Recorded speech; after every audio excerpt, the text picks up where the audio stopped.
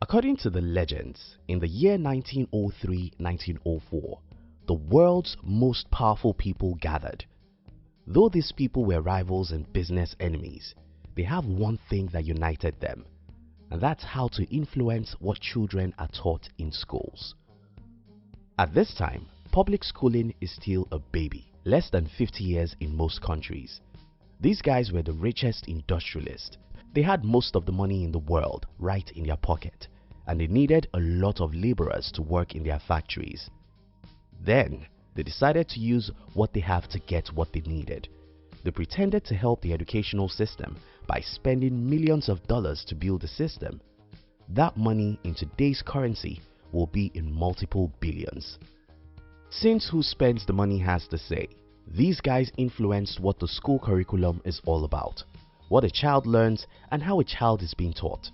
The legends also have it that in one session, while the instruments of these wealthy industrialists gathered to discuss the mathematics curriculum for the schools, one of them suggested that mathematics should be designed in such a way that makes children think, while the other guy stood up and said, "Our objective is not to train them on how to think, but how to obey." Take it or leave it. The school was never designed to train you on how to think. It was designed to train you on how to obey instructions. Not everyone can be an entrepreneur. Whenever I talk about entrepreneurship, there's always someone to tell me, not everyone can be an entrepreneur. And I agree with that. Not everyone can be an entrepreneur, but we teach every child to be an employee. How does that make sense to you? Most people said, not everyone can be rich, so don't talk as if everyone will become a millionaire. I agree with you. Not everyone will become a millionaire. It's not everybody that needs to have millions of dollars. But don't forget this, everyone deserves to live a comfortable life, and it takes a lot of money to do that. Except you want to go and live in my father's village, plant your foods, and live under a tent. When we say that not everyone can be an entrepreneur to defend the fact that school teaches nobody to be employees, does this make sense to anybody? This is like saying not everyone can become a soldier, so don't let us teach anyone to be a soldier. When we say not everyone will become a millionaire, so don't let us teach our children about money, does that make sense to anyone? To me, this is like saying not everybody can be a medical doctor, so don't let us teach anyone how to be a doctor.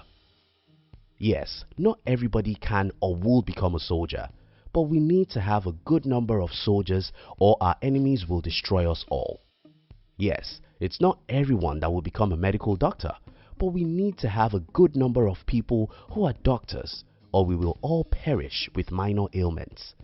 It's not everyone that will become an entrepreneur, but if we don't have enough people to build businesses, then we'll not have good jobs for those who need the jobs. School is not meant to teach you about money. I also heard another argument, and that is, don't complain that school doesn't teach your children about money, because school is not supposed to teach about money. People who hold this view believe that school is supposed to give knowledge about science, life, and jobs. That's not necessarily about money. The problem I have with people in this school of thought is that myself, like every adult who knows that money is the most important thing after oxygen. So, why should I know about science if that will make me money to live? Why should I know about trees or moon if I'll be broke?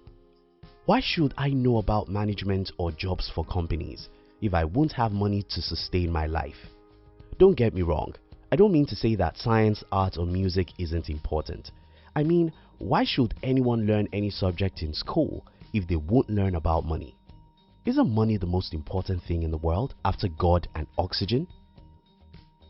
So, why do our dubious forefathers influence the school system to teach us how to become employees? The answer to that question is very simple. For certain people to have ungodly powers in any society, a considerable number of people in that society must be powerless. For us to have a peaceful society, for instance, we must teach people how to be obedient. For the industrialists of the 20th century, To have thousands of people they can use as laborers, there must be a system of indoctrination, and that's what I believe they achieved with the school system we have now. The school simply teaches you, hey, your life will be great if you can work for a great company. Why doesn't school teach the opposite of that? Why don't we teach our 10-year-olds and 15-year-olds how they can build great companies? How to free yourself from the bondage of slavery. When I mention slavery, I don't mean to say that the job is a slavery for everyone, but I honestly believe that living inside water is slavery for birds. Birds were designed to fly, so they must fly.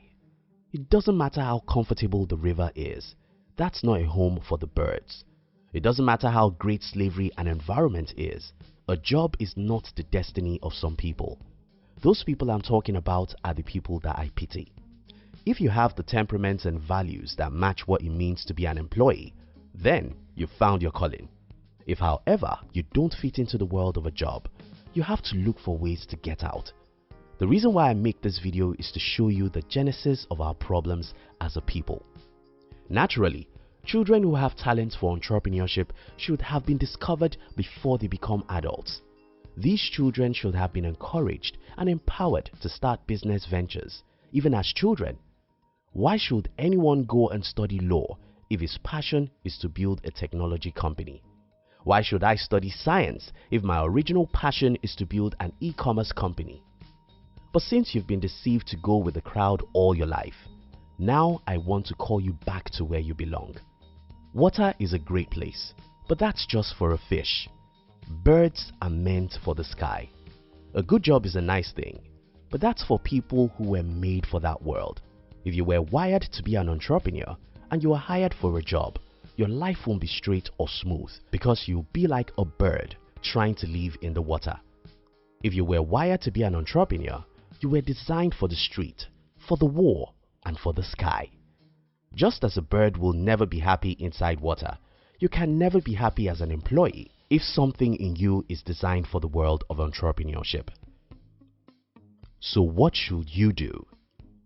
First, know who you are and why you are unhappy as an employee. Second, know that you have the power to fly.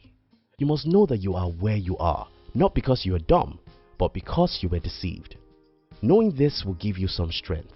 You must also know that you have the feather to fly. Though you've not been trained on how to use the feather, you can learn how to use it. The reason why school taught everyone to be an employee is not because everyone should be an employee.